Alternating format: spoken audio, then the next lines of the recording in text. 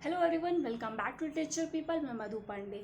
आज हम लोग a house made of dawn का पार्ट 2 देखने वाले हैं। पार्ट 1 में ऑलरेडी अपलोड कर चुकी हूँ, तो जिसने नहीं देखा वो देख लो।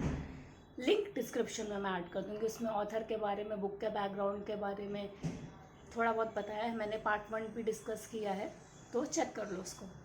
ओके, तो हम लोगों ने लास्ट वीडियो में देखा था पार्ट 1 तक, ठीक है। उसमें हमने देखा था कि जो अबेल ने वो अल्बिनो इंडियन को मार दिया। क्यों? क्योंकि उसको लगता है वो विच है, शेप शिफ्टर है, वो दूसरी चीज़ में बदलने वाला है, इसलिए उसने उसको मार दिया था, उसको जेल हो गई थी।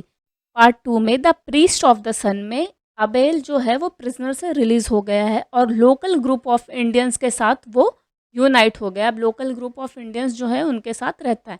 इंडियंस मतलब नेटिव अमेरिकन, मतलब जो अब यूरोपियंस थे, जब वो यूरोप छोड़ छोड़ के अपनी दूसरी दूसरी जगह जाके रहने लगे थे, वैसे वो लोग अमेरिका में भी गए। तो जो अमेरिका में जो पहले से लोग रह रहे थे, जैसे मूल निवासी थे, वो जो उनको नेटिव अमेरिकन कहते हैं, तो वो उनके साथ, वो वहाँ के जो लोकल थे उनके साथ वो यूनाइट हो गया अबेल।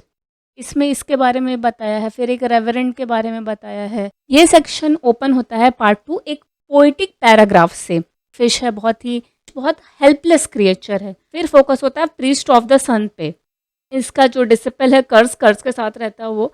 इस प्रीस्ट को कहा जाता है राइट रेवरेंड जॉन बिग ब्लफ टोशमा। ये जो प्रीस्ट हैं वो जेनेसिस के बारे में बताते हैं। जेनेसिस क्या होता है, जैसे बाइबल के चैप्टर है तो वैसा, ठीक है। फिर ये अपने ग्रैंड मदर के बारे में बताते हैं कि उसकी ग्रैंड मदर स्टोरी टेलर थी वगैरह वगैरह। अबेल फिर जेल वेल से निकल के जॉब वॉब ढूंढता है।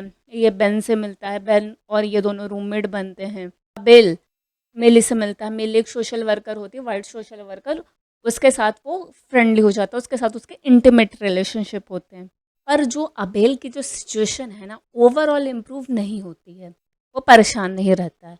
अबेल ड्रंक रहता है और बीच पे घूम रहा होता है, तो उसको कुछ लोग मार पीट के छोड़ देते हैं। उसका काफ़ी बुरी हालात हो जाते हैं। फिर वो जो बेन है उसको हॉस्पिटलाइज करता है। जब वो हॉस्पिटलाइज से ठीक हो जाता है, हॉस्पिटल में वो ठीक हो जाता है, फिर यहाँ पे चैप्टर 3 स्टार्ट होगा। फिर चैप्टर 3 है, चैप्टर 3 द नाइट चैंटर। इसमें अबेल के जाने के बाद, उसके घर पे जाने के बाद जो वहाँ से निकल जाता है, तो बेनली अबेल की प्रॉब्लम्स के बारे में बताते हैं कि उस सिटीज़ वगैरह में कितनी प्रॉब्लम हुई एडजस्ट वगैरह होने में, ये सब। रेवरेंड अबेल का मजाक उड़ाते हैं पोकर गेम में जो ग्रुप ऑफ इंडियन के साथ खेला जा रहा था। अबेल फीडबैक भी नहीं कर पाता क्योंकि वो काफ़ी ड्रंक होता है और 2 दिन तक वो ड्रंक रहता है। और जब वो वर्क पे जाता है तो उसका जो बॉस है वो उसको हैरेस करता है, तो वो फिर वो काम भी छोड़ देता है। तो वो काम छोड़ने के बाद कुछ नहीं करता, इधर उधर पड़ा रहता है और काम छोड़ देता है। बेन और मिली से पैसे उधार लेता है और इधर उधर घूमता रहता है। फिर अबेल के बिहेवियर से परेशान होकर बेन अबेल को बोल देता है कि अब तुम जाओ करके घर। अबेल फिर रिवेंज लेने की सोचता है मार्टिन से। ये ऑफिसर होता है, करप्ट पुलिस वाला है, जिसने बेन को रॉब किया था और अबेल को भी नकल्स पे हिट किया था। नकल्स मतलब joints of the finger. अबेल Martins को ढूंढता और खुद ही पिट जाता है। जब अबेल हॉस्पिटल में रिकवर होता है तो बेन एंजेला को बुलाता है, जैसे मतलब उसका हौसला बढ़ाने के लिए, जैसे एंजेला की अबेल ने मदद की थी वैसे, जब शुरू शुरू में पार्ट 1 में वैसा। वो उसको एक स्टोरी सुनाती है बियर और मैडन की, और हॉस्पिटल से डिस्चार्ज होने के बाद फिर वो अपने घर जाता है ट्रेन से। तो यही जो नीचे यही सब जो चीज़ें नरेशन है तो बेन इस चैप्टर में बताते। फिर chapter 4 the dawn runner. Abel reservation में वापस आता है। अबेल के ग्रैंडफादर उसको स्टोरी सुनाते हैं उनके जवानी के टाइम के, और ये बताते हैं कि अपने लोगों से, अपने ट्रेडिशन से कनेक्टेड रहना कितना इम्पोर्टेंट है। अबेल के ग्रैंडफादर की डेथ हो जाती है, एक्चुअली वो बीमार थे। तो जब उनकी डेथ हो जाती है तो अबेल उनके अंतिम संस्कार की तैयारी करता है। उनकी राख जो होती है वो अपने बॉडी पे लगाता है, और जब अर्ली मॉर्निंग होती है तो वो भागना शुरू कर देता है। वो रिचुअल में पार्टिसिपेट करता है। ये एक्चुअली रिचुअल होता है, जैसे अपने यहाँ सबके अलग अलग रिचुअल होते हैं, तो इनके यहाँ भी अलग रिचुअल था कि बॉडी में ऐसा राख वगैरह लगा के भागने का। तो पार्टिसिपेट करता है रिचुअल में। उसके ग्रैंडफादर ने बताया था the race of the death के बारे में, इसी में वो पार्टिसिपेट करता है। जैसे जैसे वो दौड़ता है वो खुद को और फ्रांसिस्को के बारे में गाता है। ये एक्चुअली हम कह सकते हैं सिंबॉलिक है अबेल का अपने लोगों में वापस लौटने का। हाउसमेट ऑफ डॉन का point of view third person narration में है, फर्स्ट पर्सन और थर्ड पर्सन नरेशन में है। First person stream of consciousness कहाँ पे आता है, जो पैसेजेस मिली और बेनली नरेट करते हैं, और third person stream of consciousness तब आता है जो पैसेज होते हैं उसको नरेट करता है थर्ड पर्सन नरेटर।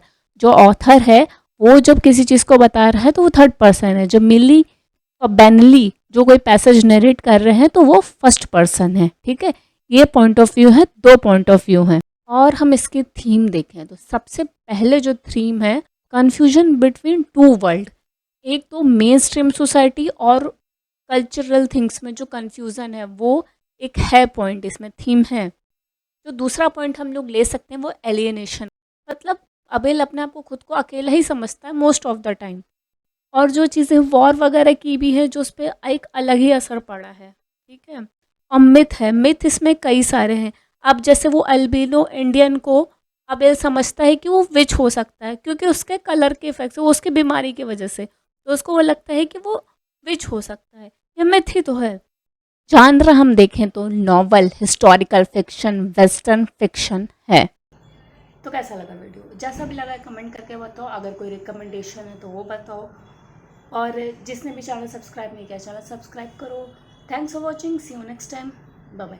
और हाँ, मैं अपने इंस्टाग्राम की आईडी ऐड कर दे रही हूँ डिस्क्रिप्शन में, तो जो भी कुछ डाउट रहेगा तो डायरेक्टली वहाँ पे मुझे डीएम कर सकते हो। Okay bye, thanks for watching, see you next time, bye bye.